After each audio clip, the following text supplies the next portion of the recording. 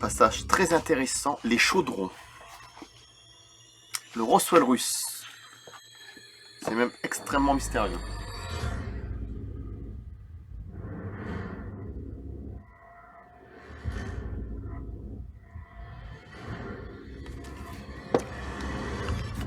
J'ai même vu une émission et il y en a qui sont tombés malades, des cheveux, je sais plus quoi, enfin bref, c'est... Voilà. Les chaudrons, le Roswell russe.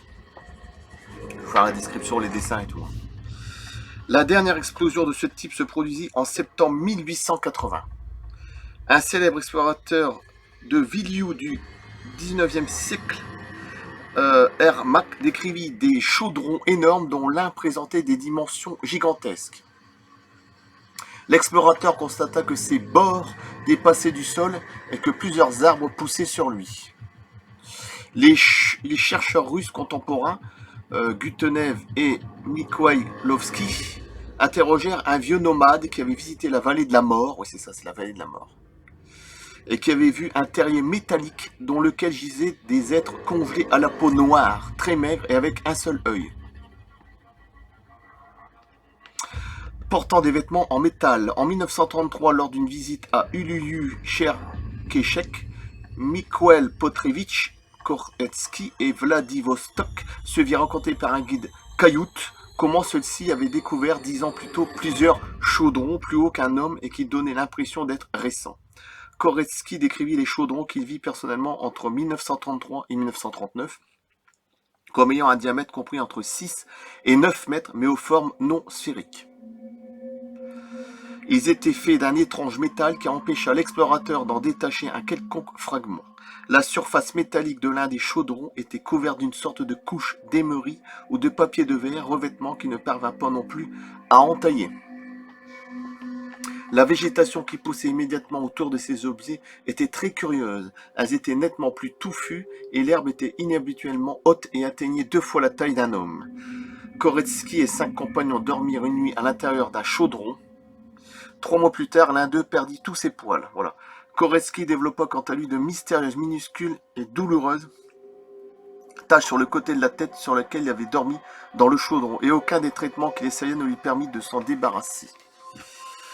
Les légendes Tungu parlent aussi d'une étrange entité, un géant du nom de Wat Usumu Tongdurai, dont le nom signifie approximativement étrange et criminel, qui a pénétré le sol où il se cache et dont les puissantes tornades détruisent tout aux alentours. C'est charmant. Sérafim Boyev, dans un article paru en 1997 dans NLO Magazine numéro 13, décrivait un phénomène similaire survenu en Yakoutie. Des chasseurs notèrent la présence sur la rive droite du Vidiyui d'une singulière source de radiation. Un chasseur plus curieux que les autres. D'ailleurs, vous allez voir les descriptions, les illustrations de dessins, c'est effrayant. J'avais vu une fois une émission. Je sais plus, je crois que c'était sur YouTube. Vous mettez la vallée de la mort, normalement vous pouvez trouver des sphères métalliques et des chaudrons. Voilà. Un chasseur plus curieux que les autres décida de passer une nuit sur les lieux, attiré par la superbe flore locale qui y poussait et où se trouvaient des bardanes géantes, des arbres couverts de feuilles et des lianes, ainsi que des herbes hautes de 2 mètres. Aucune de ces plantes n'était à sa place dans cette région de permafrost à la végétation rare. Alors, représentation des étranges chaudrons, archives de Cosmoposk. Personne ne sait. Alors, en tout cas, ce que j'ai retenu au début, c'est qu'à l'intérieur, il y avait des êtres congelés à la peau noire, hein, très maigres et avec un seul œil, portant des vêtements en métal. Voilà. La vallée de la mort. Voilà, les sphères métalliques, les chaudrons. Et même la végétation, elle est très bizarre. Bon, on se croirait dans un truc de Jules Verne, mais c'est pas de la science-fiction. Hein. Même si on sait que Jules Verne, il en savait peut-être beaucoup trop, d'ailleurs. Et en avance sur son temps, mais là, on rigole pas, là.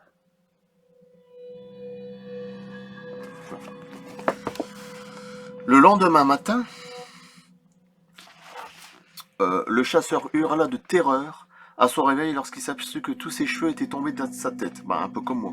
Mais cela n'entama en rien son envie de poursuivre ses investigations. Excusez-moi pour le flou. C'est un petit peu énervant. Ce qu'il trouva le laisse pantour. Non loin de la clairière où il avait passé la nuit se trouvaient d'étranges demi-sphères rougeâtres, apparemment en métal qui dépassaient du sol rocailleux. Il décida de regarder dans une d'elles et fut stupéfait d'y voir des êtres chétifs avec un seul œil en habit de métal.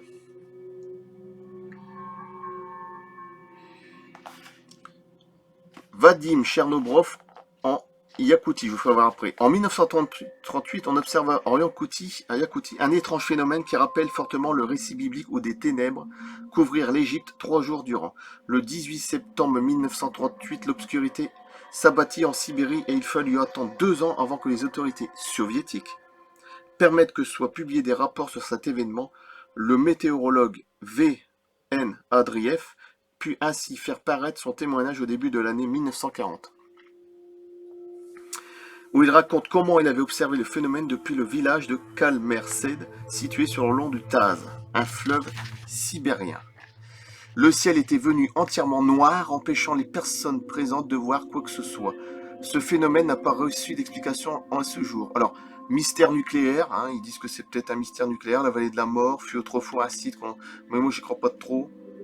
TNT, mégatonne, bon bref. Cryptozoologie, hein, c'est des animaux bizarres, hein, comme le Bigfoot, tout ça, bon bref. De toute façon, le Bigfoot, ça, pour moi, ça a forcément une parallèle avec l'ufologie.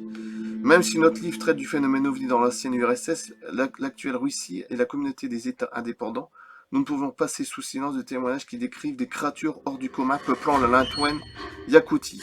Peut-être existe-t-il d'ailleurs un lien encore flou à l'heure actuelle entre ces créatures et les ovnis.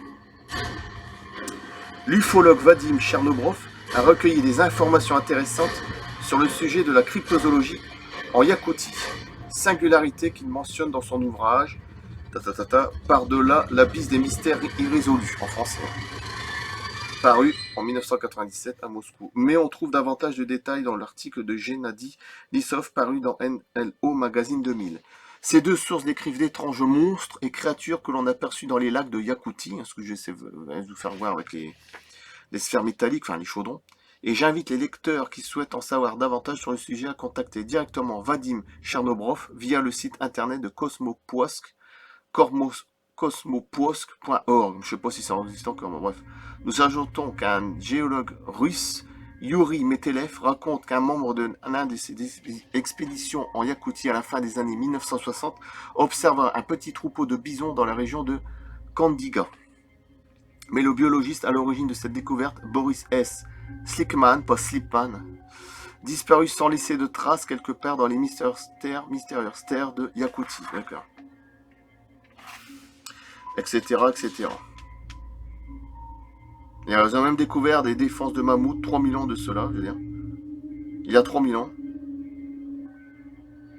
Or, le dernier mammouth à avoir disparu de la région est mort il y a 10 000 ans. Alors qu'ils ont découvert quand même un mammouth entièrement fabriqué, dont la défense d'un mammouth il y a 3000 ans. Donc vous voyez, même là, tout y est faux de toute façon. Même l'histoire, elle est fausse. Tout est à remettre à l'ordre, j'ai toujours dit.